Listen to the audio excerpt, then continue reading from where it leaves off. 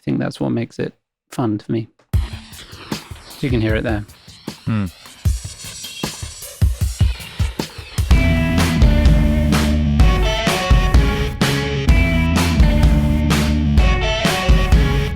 This video is sponsored by GPU Audio. Stick around to the end to get your hands on a free supercharged plugin suite powered by your graphics card, now available on Mac and PC. So I'll show you the piano that it started with. So again, the CP80, this time there's a bit more processing on it, but just EQ stuff. And I'll take the filters off it so you can just hear actually what it is.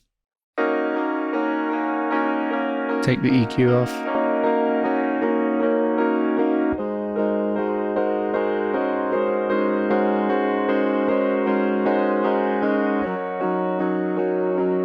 Like, it's not a great recording, you know? It's not a great sound. I don't think any engineers are going to be like, nice one, dude. But and how are you recording that? Are you running that straight into a desk, or are you miking that up? No, it's line out of the keyboard, and that's it. And super tinny and weird and strange EQ on it, strange frequency response on it. Yeah. Should we hear how you then, so we've just heard the dry keyboard, but you applied filters and EQ to it. Should we hear that? So this is where it gets to, or it starts around here. Because what happens with this piano is it gets very thick in a texture very easily. It can take over, it can dominate. There's something in it that I would find really hard to mix.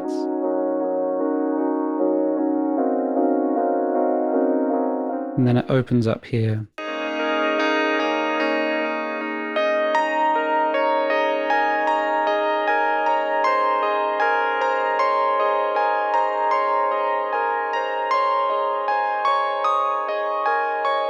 And this was the first take I did, and like a year later, I then worked out what those notes are and backed that little arpeggio moment up on some other pianos.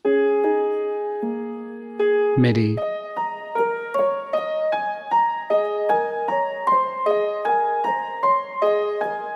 Adding back in the original.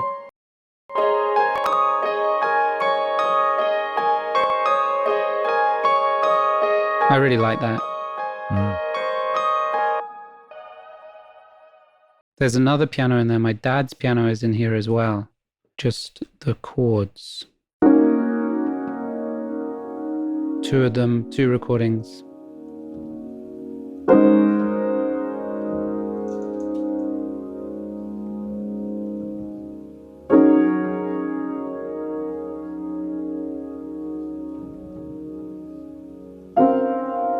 And so I can see here on the tracks that I had to tune this because my dad is a classical musician and interested in classical music and Baroque music. So classical being like Mozart, Beethoven, and Baroque being Bach and Couperin and stuff. And he has 2 keyboard instruments in his study, and one is a harpsichord and one is a piano, and they're tuned at different pitches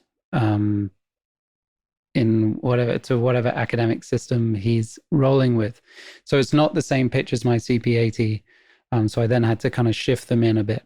So you have quite a few, there's some other instruments in there as well. You have quite a few keyboard instruments kind of working together to kind of make this kind of like comp of those chords. So if I mute the drums and the vocals, this is what you have, and the extra stuff. These are the keyboard instruments.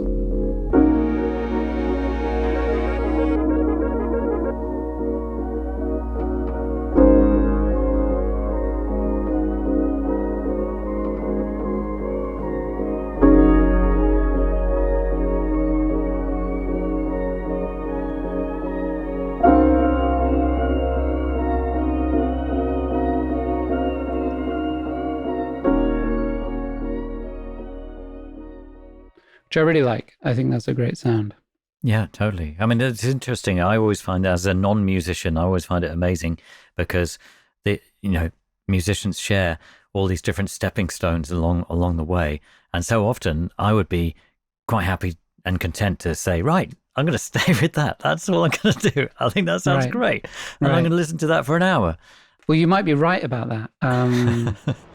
As promised, a quick word from our friends over at GPU Audio, who are excited to announce that their free graphics card powered plugins are now available on Mac as well as PC. GPU Audio are revolutionizing the world of plugins by teaming up with the likes of AMD, Nvidia and Apple to finally unlock the power of your graphics card for audio processing. Click on the link in the description below to download their free modulation plugin bundle featuring a chorus, phaser and flanger. Thanks to GPU Audio for supporting the show. Julian Bonetto, who helped me with the last track we listened to, his dad was a record producer, and his dad has a saying, which is a very American saying, but it's don't drive past the money. Like, if you feel that it's great, like, stay there. Like, don't. And I often go way beyond that and come back around. I think the process of this whole album was kind of that. It was like overdoing. I overcooked everything on this album by my own admittance, and it's made me feel that the next thing I need to do has to be very light in contrast. But this is a good example of that. This song, like, there's a lot of layers in here, which I'd love to play you. Yeah, well, please play away. So after you'd established all of that, what did you look at next? The drums, which there's a couple of interesting things in here. I was taking bits of the drums that I was making and processing the whole drum bus in a very extreme way with delays and distortions and kind of like reverse stuff, and recording that fully wet, and then layering that on top. So here's sort of like, and this would be the old version of the drums as an effect, this sort of thing. I'll turn this up.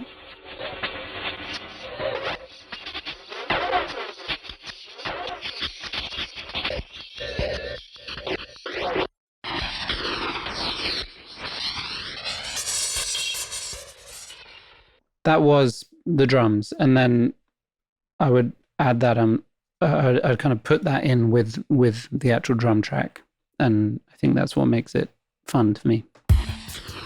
You can hear it there.